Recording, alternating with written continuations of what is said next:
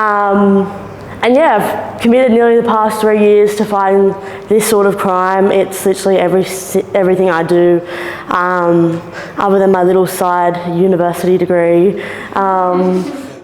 And then we did the Roe v. Wade march, which was on, being able to have an abortion, your body, your choice. And we had another 4,000-ish people show up. We held another sexual violence one, and 300-ish people. So I have been through domestic violence myself and quite a lot of family violence, so it is an area we still cover, but I really try and make it clear and single out sexual violence because it is so far behind. Last weekend we did like a round robin painting exercise, and it was on the power of the groups are sort of like, you're getting to connect with other survivors and know that you're not alone, that other people have been through it, but also doing those healing techniques and being able to take things when you leave the room. So we do venue and festival safe spaces, so we go to a whole range of festivals and we'll have a safe space. In the safe space there's water, snacks, sensory items, resources, and at least 2 or 3 trauma-informed trained staff members. But I'm still learning things now. The hardest thing is that people expect that it should have been done at the start. We're only technically a year and 6 months into being a non-for-profit. So it is quite hard. 6 months ago, or longer than that now, we started a drink spiking campaign after our COO unfortunately was spiked after one of our big charity balls. And she was really lucky that she had probably 10 of our team members there.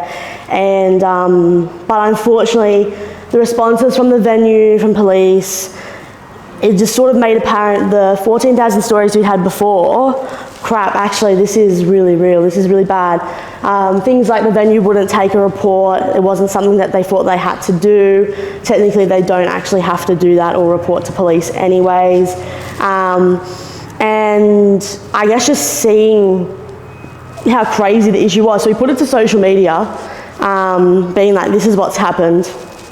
And over the weekend we had thousands of people sharing the post on Facebook, liking it, putting it over to Instagram, messaging us, and we collected around 500 stories specifically of drink spiking where a venue has just kicked them out or not worried about them, or something bad has happened, unfortunately, like sexual assault. So we started to go to Instagram being like, what do we do, blah, blah, and then I decided that we could either do a whole range of posts over 6 months, events where we try and convince people that drink spiking is an issue, and to do action, or we could take it straight to government straight away and see if we can force change. So we started a government petition, which meant that we had to get an MP, convince an MP to put it up, and then we had to convince 20,000 people to sign it within a time frame, and if we got that, it would trigger a parliamentary debate. So in May, we did trigger that debate. In June, we had the debate. It was very scary because we would every weekend for 6 months be going through all the clubs in Newcastle, our team, trying to get people to sign, convince them why drink spiking is an issue, and we sort of knew now this is in the hands of 15-ish politicians from all parties to make that decision if our work was going to be used or not. And surprisingly, actually, it worked, and we were able to get cross-party support, which meant that all parties, even the parties we thought there was no way they would support us, actually ended up supporting us. So we were able to make the changes, which means that now Liquor and Gaming are amending the RSA to now have drink spiking and sexual violence training within it. So the RSA as well is the responsible service of alcohol certificate. And so for you to become a bar staff or security guard, well now security guards, you have to have your RSA. And before there was no education on sexual violence, drink spiking, anything like that. So people, who were in these positions, even the venue owners, they have a duty of care to their patrons. They weren't aware of the true depths of these crimes. So the issue of drink spiking, it is happening, unfortunately. The gruesome truth is that it's happening every weekend in Newcastle. Newcastle is one of the top worst in New South Wales. It's Newcastle, Wollongong and Sydney. 1/3 of every incident ends in sexual assault. And the most common drug nowadays is alcohol. So it's by bar staff adding extra alcohol to the drinks, or people bringing like flasks and adding extra alcohol, and you think you've got one shot, but you've got 6 or 7. Whereas probably 15 years ago, it was roofies or GHB. Those drugs are still being used, but it is mainly alcohol. And I guess the main thing is that venues want to push it away. The symptoms are very similar to you being too drunk. So it's very easy for them to be able to be like, oh, you're too drunk, all right, you've got to get out of my venue and get as far away as possible. When reports come in, it's hard because venues just want to get it as far away as they can, because if it gets to social media, the call out on the venue, and that it has happened across Newcastle over the past few years to some venues, it is horrific. The issue though is that if the venues don't acknowledge it or do anything better, the more times that these call outs happen, it's just going to look worse. So we've been really lucky to work with a few of them, like for example King Street and whatnot, on a few of our different things. But yeah, it's still unfortunately happening all the time. Our suggestions are obviously the RSA amendments, but it needs to be Australia-wide. We have been campaigning nationally now to try and get it in every other state. Canberra, we're really close to being able to announce that changes happen. All other states are sort of like, you're not living here, bye.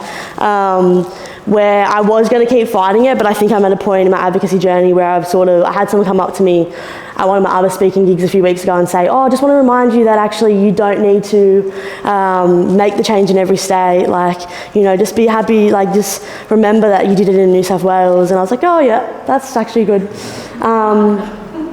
We want mandatory signage in all venues, and all venues at minimum should have a sexual assault and harassment policy and prevention plan. We ran around to so many different venues around Newcastle and Sydney, and there was only like 2 or 3 that had one. Which means if anything happens, they don't have that plan of what they're preventing or the plan of what to do after it happens. I was really shocked by that, most definitely. And harsher laws is something we're looking at the moment. So New South Wales, if you were found drink spiking, it's 2 years in prison or an $11,000 fine.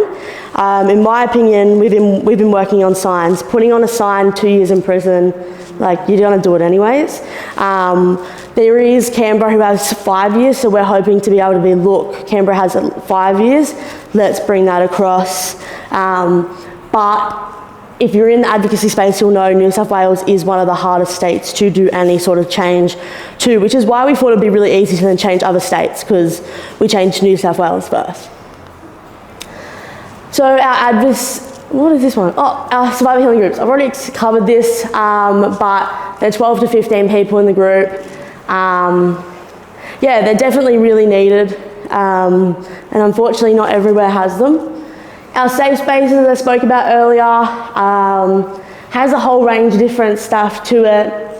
We are looking at the moment at doing another campaign on amending the Festival Act in New South Wales, the legislation, to include that you have to have a sexual assault service in all festivals.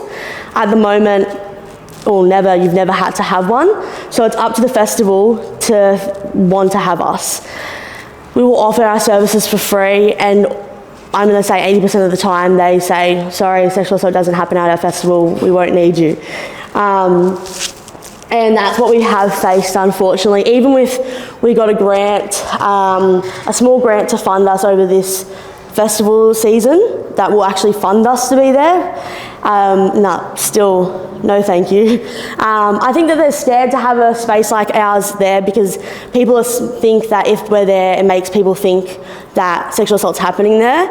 But as we've found, it does the complete opposite effect. But we know that it needs legislation change because no matter how much we convince people, it's not going to work to convince these festivals to decide to want us there. And with doing that, we're going to improve our services so that it has like a counsellor on. We can have maybe a phone number across the festival where they can actually contact straight to us. And I thought it was strange as well that there's not really anyone in this nightlife space doing any sort of work, particularly New South Wales. There's been no work in the drink spiking space. The last study was done in 2004. So that was the other issue, was fighting this campaign was really hard because we had no data or evidence on a research level to be like, hello, here's this, which was, quite hard over time.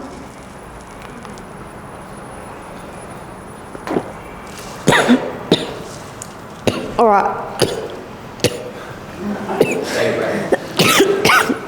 Mid-choking. All right, so what's been hard about leadership? Imposter syndrome has been a big one,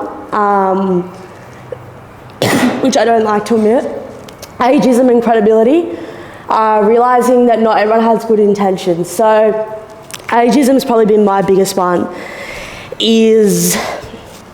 I probably hear it on a monthly basis, is that I'm too young to do what I've done or too young to keep doing it. I remember just last week I had someone just straight out say to me that I need to stop what we're wearing, I'm too young and inexperienced to be leading it. And my thoughts back was, everyone in our team is a teacher, a psychologist, you know, they're in their fields. Like our marketing team is do that full time. And I'm anywhere I am, if you've ever heard me speak, or even if like people in the team, I always admit I'm the most inexperienced person within the team. And had someone say still, but in my opinion, to lead something and to be that passion and the drive, there is not really any degree or any age to be able to do it. But it happens quite often. Imposter syndrome, constantly of thinking, oh gosh, like I don't have a degree. I'm on panels with people with degrees or with people who have decades of experience. It is quite hard. And then realising that not everyone has good intentions has been a really hard one as well, is realising that not everyone actually wants to see good or wants to help uplift the cause. So even like other organisations or other charities, I went into it blindly thinking, oh, we're all going to be best friends. This is amazing. And soon realised that actually that's not the case. And in all these sectors, for some weird reason, everyone hates each other. And that not everyone has good intentions. I guess how did I tackle these issues? I would say I probably haven't fully tackled them, and I think that that's okay, because we've still got a long way to go. But my team has definitely been a big driving force of that, because anytime anything happens, you just go back to the team and then they're like, oh no, but you're amazing, whatever. And then support networks, I always say if you're doing any type of advocacy, you need to have counselling or psychology in place, because it is really hard work, especially hearing all the stories come in or doing this work. You need to be able to have a space, even if you just go and sit and vent to someone. Taking leaps and not giving up. My biggest thing has always been, before even trying to think about, the what ifs and whatnot, I'll just do it. So with the drink spiking campaign, we sort of just did it, and then we were already into it, so we sort of just had to keep going with it. And similar with a lot of things, I just try and just do it. And then following my gut and doing whatever I think is right. So a lot of the times people won't sometimes we'll when I say call out, but we'll keep people accountable of their wrong choices or wrong decisions. And as we've grown a larger platform, we can't do that as much on What We Wearing's platform anymore, which I'm sort of at the moment facing between can we not, but the more following you have, the more careful you have to be. But still trying to stay true to myself of, people need to be held accountable, and that's how we've grown, is by keeping people accountable and being different to other places of calling out that bullshit. I guess what has also been hard about advocacy, calling people out isn't easy. either it will go really well and half of Newcastle will be like with you and backing you, or still Newcastle will be backing you, but internally people aren't happy that you've done it.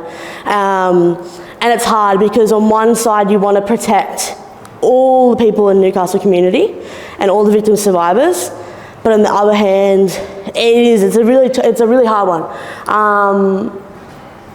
Hate comments and body shaming, I would never have expected to have happened. We have a TikTok and quite large TikTok following. We weirdly went from about 1,000 followers at the start of the year, or maybe like 5,000 to 159,000 followers on TikTok. And with that comes so many great things, but also comes so many trolls. And I was talking yesterday about advocacy and the toll it takes, and I think not as much anymore, but the body shaming comments on there is insane. The victim blaming, just the comments on there about how it is all women's fault, or that victims are lying, or someone will share their story and someone will then go and comment on it and be like, nah, that didn't happen. I think it's easier for people to do that when it's behind the screen and it's anonymous, and it's always people with no profile pictures and no account name or anything. But it definitely does happen. And another one that's come up recently is feeling like you can't step away. So I've found that because I'm so far deep into it now, our following is quite large and people are relying on us, that I can't step away for a break. And I always think to myself, gosh, if I myself wanted to step away from it, because I am a victim survivor myself as well, how would I ever possibly do that? So that's something I've been thinking about. I don't want to step away, but I'm always saying to our team, and that's the biggest thing, is that go step away, go have breaks, go leave for good, because you are a victim survivor yourself and you need to look after yourself. And so recently I've been like, oh, but what about me? Definitely I'm still tackling all this. And this is a big one. I've really grown, okay, it's sort of true but sort of not. Like, I really don't care. I've grown myself up to be like not caring what other people think or what the community will think about what we do, as long as it's helping people and the right people are getting, like obviously as long as it's like, ethical and all that stuff, but like, you know what I mean? A lot of the time I'll definitely be like to the people close around me like, oh my God, I'm doing the wrong thing, not end it all, whatnot. But at the same time, on that more public front, I will make it really clear that it's just, we'll keep it real how it is. So yeah, I think this is the main sort of stuff about advocacy, but I think another really hard one is being young, people will not fund you. Because it's, why would I give her a $50,000 grant when she's 22 years old? She was going to just go and take that and go partying. So that's been a really hard one. For example, we'll apply for heaps of different things and try and convince people. For example, one of the things at the moment is the Voice, the referendum coming up. And at the moment we're very in between, in the middle, because we do have a lot of mob that we support, both no and yes. We want to be able to support everyone. And I guess what we've created is Indigenous healing groups. So they're the only of its kind, probably in Australia, but definitely in New South Wales. And they allow Indigenous people to get the right supports and the healing group that they need catered to Indigenous people. It's been designed by Indigenous people, it'll be led by Indigenous people. But without that, that's one of the services I won't run unless there is funding. I just as an example, I find it really ironic that there is a lot of people in Newcastle that are out at these Yes campaign walks all over their social media, and you'll see it as it comes with their Yes for Indigenous people, but these are the people in Newcastle who could fund it, who won't even give us a seat to have a meeting with them.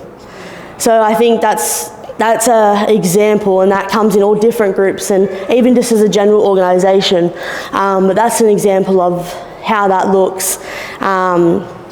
So yeah, it's things like that that can be quite hard. I am hoping that over time it will get a bit easier, but I know that it will probably still be a bit of a steep fight. At the moment now we have, our Newcastle team has sort of gone into a New South Wales team now, with around 50 team members.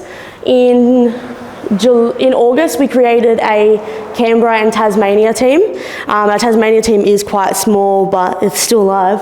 And we have now actually finished creating our Melbourne team. So we have teams in all those areas, all volunteers, and the hopes that every team in other states will mimic what we've done in New South Wales, which is pretty awesome. But yeah, I think that's pretty much it. Yay! Thank you, Sarah. I'm going to join you in the centre. I usually get up from one of these and I have a bunch of questions in my head and I'm going to say them, but now I'll be quite eloquent about how I ask them, but I have so many things going through my head thinking, how am I going to piece all this together? But I think we start with a question. So we've taken a few questions here, thank you everyone who's considering questions. We'll go through these one by one, and then we will open to the crowd. So Kate has asked, what changes are needed in society to shift the problem of sexual violence against women? You did mention that there's sort of a layered approach. You've got policymakers and people with influence. You've got venue owners and people and festival organisers who host spaces where this sort of stuff can happen, but that are also fantastic platforms for your project, for your platform to be visualised in front of these people. What other changes are needed? More people need more young, and I guess we've been lucky, but more young people need to be more active in the space because I think there is a real power to social media. And if you put a post out there, say with stats on it, or the more people share it, the more audience it's going to receive. And I think young people need to be more sort of okay to wanting to share that. I think it's quite scary for some people, but I think venues is a big one. Venues need to be open to taking feedback and wanting to learn and grow and protect their patrons. Councils need to fund and use the money that they've got, or even the government, to be honest, like even with the budget that recently came out and all the things that they're funding in the Hunter. I think we've got a post coming out soon about it. It goes into Newcastle's just went up 29.2%, and the things they're funding, probably are needed and are great things, but it's $77 million on a road. And, we were saying in our team, we were like, oh God, give us 10,000 and we've got a whole year's worth of groups.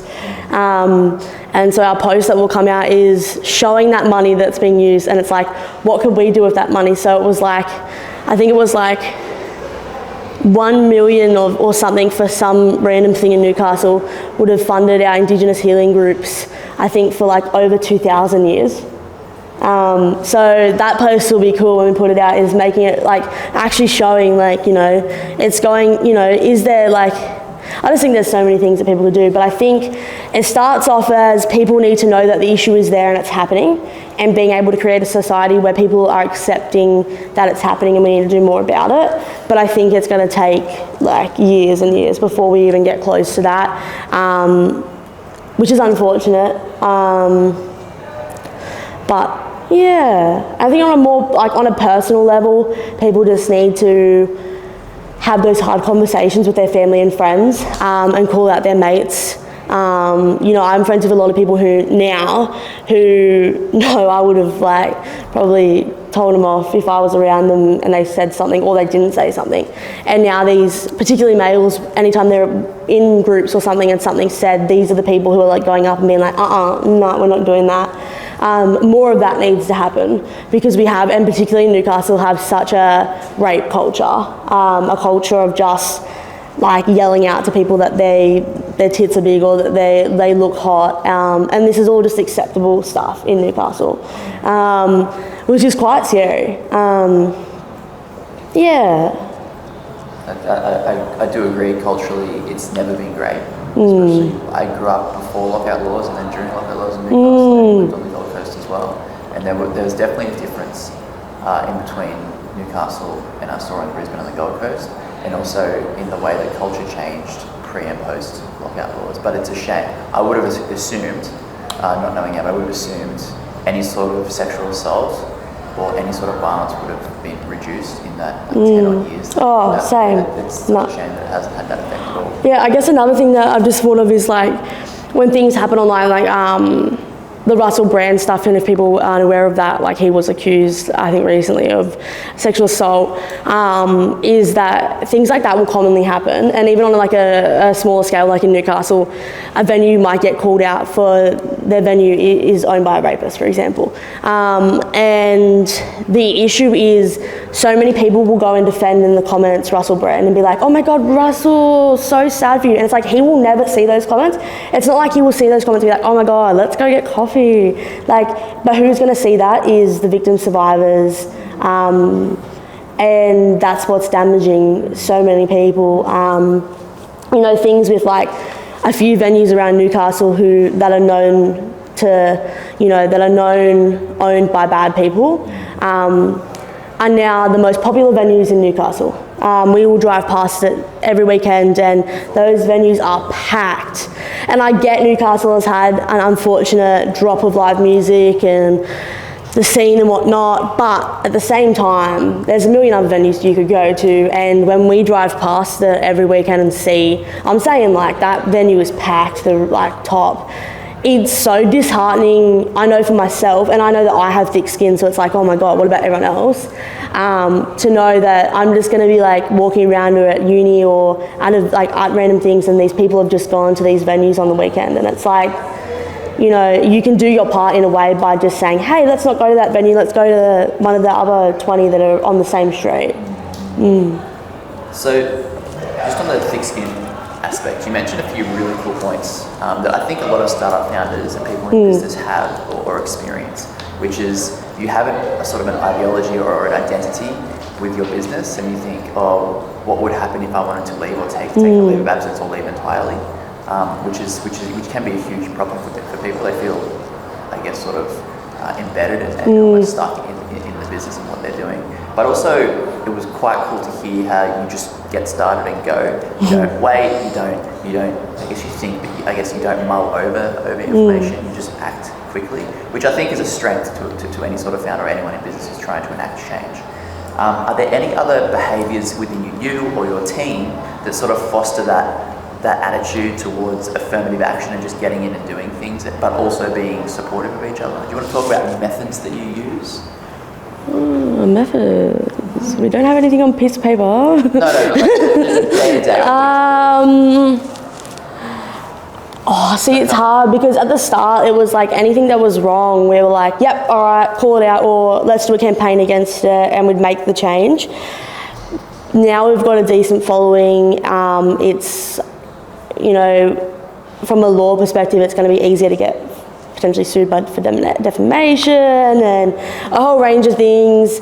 And knowing that you have such a big, like a lot of people who can potentially see it, you've got to be a lot more careful.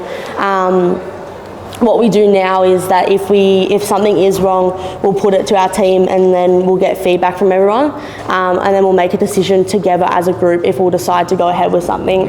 With our campaigns specifically, those when we come up with the idea, we write it down because it's like, quick, want to do it, and we'll quickly like do it as if we've done it online, but on paper, and then it's ready to go and planned out, and we can all risk assessment it all for when. So when the festival campaign idea came to mind, we were like, yep, okay, we want to do it. We acted as if we were going to do it right then and there, but we noted everything down, and now we waited until a time where maybe we'll do it in November or December when it's festival season and whatnot. Ready to go. Yeah, like last week we had an idea, we want to force a parliamentary inquiry into police responses to domestic and sexual violence. And we thought, oh God, there's a lot of people we need to talk to, like lawyers and media and whatnot, to find out what's the safest way to do that. So we acted as if we were going to quickly do it. We spent like a week all meeting together and chatting, and then now we've put a hold on it, and maybe it will come out in a few weeks or so. But the work's there, yeah. The groundwork is done. It's more thought out, but we still, in a way, trick our minds to think it's going to happen straight away. Yeah, got it. That's a great method, being way more prepared. So I'll take one more question here, and then some questions from the audience. Trisha, thank you, Trisha, for submitting a question. has asked how to build a community. You talk about, you've got the Newcastle community and New South Wales community grown quite successfully. You're planting seeds in Tasmania and Melbourne. How do you approach community growth and fostering that community to remain culturally in line with the movement? I'll be completely honest. Like all the time, I'm constantly thinking, "Oh, everyone in Newcastle and New South Wales hates me. They don't like what I'm doing. Oh, this is so bad." So that's just being real. That's what it is like all the time.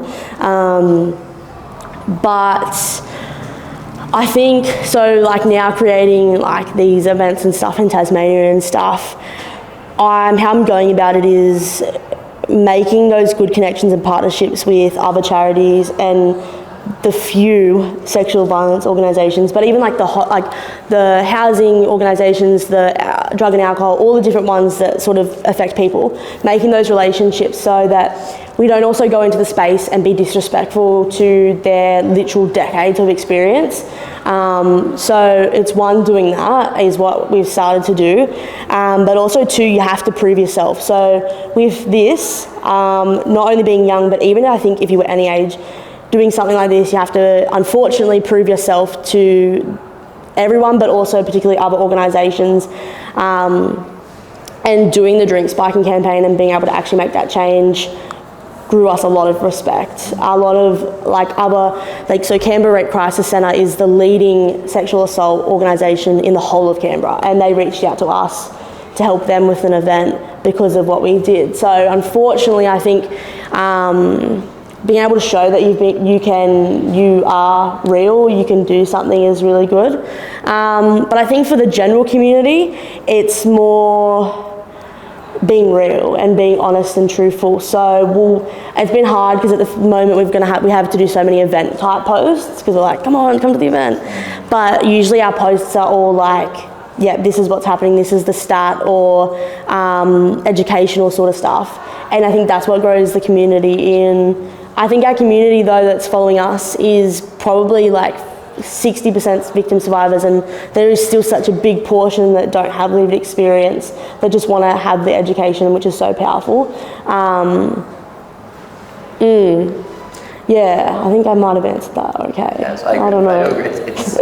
At the start of your talk, I was thinking to myself, when we talk about festival owners and venue owners who don't want to be associated with this, it's interesting because prevention is always so much better than cure, right? You want to be able to prevent whatever's going to happening before you actually have to send people in to try and solve the problem that's arisen. Yeah, and see, the other thing is with festivals and like that music scene, drug and alcohol prevention is really high. Like for them, like they'll have all the different drug and alcohol organisations in there. Like Red Frogs is literally at every festival. But then it's similar to that domestic violence, sexual violence thing. And then sexual violence is like, So I think it's going to take years of growing and calling out from organisations like ours, but we also need the support of other organisations to do similar things. But unfortunately, there is a lot of organisations out there that don't follow the same realness. Like we'll meet up with them and, they won't want an accessible venue or just simple things like that. And it's just like, we've got all these, so that's the other thing is we have all these different requirements for our events, so it has to be accessible. We have our disability team go and make sure it's accessible, because why have an event if someone in a wheelchair can't come? Why have an event when it's not going to be a proper acknowledgement to country, or so many events don't even do that when we know that First Nations people are disproportionately affected. So, It's a multifaceted world and a multifaceted problem that you're trying to tackle. But I think every single person can contribute to ending it within themselves, whether that be just sharing a post or telling a family member about an issue, or even our exhibition, which has probably become one of the smallest things we do now, which was the biggest at the start. But that is just such a powerful thing in itself, because you're having to recorrect yourself that actually, no, if someone was wearing just their underwear, that's still not their fault. Or if they were wearing a bikini, that's not their fault. But if they were in head to toe, like shirt and pants, that's not their fault either. And I think the exhibition is really powerful because there's still such a big big culture of the clothing was their problem, and that's what caused it. And that victim blaming nature of, I think as well, just, if you look at the media, just the rates of convictions is really low. So I think it's like 1.5% end up in convictions. That means technically 97% of rapists are out there in the community, and that's like that's literally what it is. And to me, I don't know if it's just because I'm so active in the space, but to me that's crazy, and that makes me want to like scream and like just go out there right now and be like, we need to all stop working and like just do something right now together, like go on a whole world strike, because that's insane to me. Like, but yeah, I think there's some really good things, like obviously consent education coming through schools is a really good start, but there's still, that's really good for the people coming up through school, but what about all the people who are at uni or full-time jobs and stuff? We've all got that whole culture. I think our 18 to 25, 26-year-olds now are the worst category, and like I'm 22, I'm in that. We're the worst category of humans for sexual violence. I don't know what caused that, but we do know that that's where the most perpetrators are coming from. But the rape culture is through the roof there, and they're past that school phase where they can get consent education. And a lot of people, I don't think, with some government campaigns, aren't going to learn by an ad of two girls kissing and saying, oh no. Some people need the hard discussions of this shit's bullshit. So like, we'll do talks to some guys sometimes, there's a whole room of guys. I won't do those. I'll get one of our male volunteers to do it, because they will understand, and it's sort of like it's more, I don't know, it's easier for them to understand. I think the other thing as well is some of our content is pretty easy to digest at times, as in you just read it and you know what it's about. It's not like 50 different slides and words. And I think that's what I was very keen on, that is because I just can't read a million words on a page. I get it. Yeah. No one can. Yeah. So we have time for one question. Go, Tricia. Your body awesome. That was an amazing presentation. Obviously with storytelling and lived experience is extremely powerful, but you're obviously like entering a very vulnerable space with people sharing that story. It's almost like a sacred space. How do you view like sort of models where storytelling is used as a form of data to inform, like say, like she's a crowd model, and collect stories anonymously and then use that to inform the design of safer cities, or even policy to an extent? What's your views on that? It's hard. So we're like, I love Strategic Out, and we are partnering with them. They're doing a massive campaign at the end of the year with Uber on Save Per Knife Life and whatnot. I think it's really awesome how they're able to use that and then go to places and be like, oh, this city is, we might need more stuff done here and whatnot. And I think because they've started and done it all in Melbourne, they're lucky, because Melbourne's meant to be a lot better for this sort of stuff. But it's hard. I know that there's a lot of critics out there that are like, because the data's not collected from a uni researcher, like the ethics approved way, and that's like our stories, it doesn't matter that when we collected them, because we were using them for the purpose of putting it on a wall and sharing their story. But I know that a lot of people will sometimes question because it's not ethics approved, like by a researcher.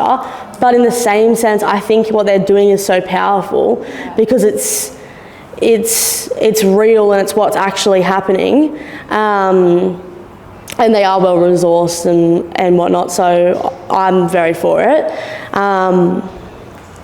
Yeah, I don't know, it's hard, but I always say as well, just on a more personal level, like sharing your story through there is probably a safer way, and through that is like you just put in what happened, like, oh, I was groomed at this park. Sharing your story as you and yourself, there's so many ways to do it, whether you do it anonymous without your photo, like to media is what I'm talking about, or you can go straight out and do your face and name. And unfortunately, when I started What We're Wearing, was always behind what we were wearing. No one knew who I was or my face or my name. And then over time, it sort of I sort of just was forced really to have my face and name. Ideally, if I had the perfect world, I would have gone back and would have been able to stay behind and never had my face and name out there, and hidden behind what we were wearing. Because it's a lot easier to attack a person than an organisation. But it's at the point now where my name and face is already so linked to it that, you know, I don't mind sharing my own stuff, but it is a very dangerous world out there. Like, at the moment, I'm meeting with media and stuff about looking to put out my own story to the whole world about my police experiences and whatnot. And I know with that will come a lot of, hopefully, support, but there's also the chance there will come so much death. Like, we received, when I say we, I mean me, received death threats for our drink spiking campaign. It's a very hard world, and that's why I say to our volunteers, so some will come who definitely have aspects to want to be like an activist and have their own name out there, and I'm like, look, just start with what we're wearing and start with the team behind. You know, you can still have your face blown on the orange tiles and at events and stuff, but do it behind what you're wearing so you're protected at first and you can see if that's something you really want to do. Because then you can step out at any point. Once your name and everything's out there, it's scary. Even I say to some of our victims, even join the team, and then if you still want your story out there with your name and do it, we can help you get it out there in a safe way that you're still protected by the organisation. Because we see like Brittany Higgins and, you know, it's a cruel world. And I definitely think over time, myself, I'm subjected to, I will, you know, some stuff will happen. I'm just hoping that, like, my own cases will get to a point where they'll obviously end up in the courts, and I've been told that media will be everywhere. To the point where media will be everywhere to try and get the hopes of being able to say in the paper that, oh, it didn't happen because it didn't go through. I'm hoping that I've grown this community in Newcastle up that much that there'll be more support than negative. Yeah. And I think it sort of speaks to, yes, it's I guess easier and safer to be behind an organisation, but the fact that you've come forward and shown something that's raw and real to everyone, I guess could potential, or you would think, would foster more of a groundswell of community support because people can empathise with you as a person rather than flashy imagery and text. Yeah, and 1,000%. And that's what I hope it is for everyone. But then unfortunately, you look at, you know, like Brittany Higgins, and that comes back to the culture of people not believing survivors, and that if it doesn't go to court, it's not true. And like the whole false allegation stuff where, yes, that stuff's bad, but in the media and everything, it makes it seem it happens 95% of the time when it actually happens 2% of the time. And so the whole rhetoric of, oh, well, if it doesn't go to court, then it doesn't happen. Well, that's pretty much saying that every single case. I think the other thing as well, we could talk about this for hours, I apologise, but like if you're Indigenous, queer or disabled and you go to the police, and it'd be really cool to get specific data of how many cases, what are the cases characteristics that get to court. I really strongly believe that if you're any of those, or like an immigrant or anything like that, you're not the ones that are going to court. And the ones, because everyone I've spoke to that's gone to court has, you know, politicians as their parents or has heaps of money. Yeah. So, or is of more privileged background. So, yeah, hopefully, yeah. I'll shush now. We're a couple of minutes after 9. Is there any one last thing that you could let everyone in the room know that they could do to create some sort of change or support for what you're doing? I think the biggest piece of support is just using your own voice, whether that be like going home and having a conversation with your kids or husband or literally anyone, or sharing a post, or coming to an event or anything like that is a really massive one. I think that's the really big, because I always say, like, you know, we're lucky that we've got volunteers, and we're always looking for more volunteers, but know that not everyone can volunteer, but there's still ways to contribute by, you know, just having conversations, or when campaigns come out, sharing them and getting people around you to like sign the petitions or Engage. yeah, because a lot of like with petitions, for example, which is another like 3-hour conversation, like, you know, people won't sign them because they think, oh, it won't happen. And you know, if you're going on there, you know they need to get 20,000, it's only at 7,000, people are like, oh, I won't bother. But it's really important because, you know, we were going to give up and then we ended up doing it. So, yeah. But I think either way, from a non-sexual violence advocacy perspective, I'm always very big on just doing things. And I think that like if you have an idea for something, whether it be a business or an initiative or whatnot, just do it, which I always think sounds like a bloody Nike campaign, but because it is really important to, why wait for the next person to do it? Because what happens if no one else comes along and does it is the thing. So yeah. Well, I have been incredibly inspired this morning. Thank you for being so bold. Thanks for having me.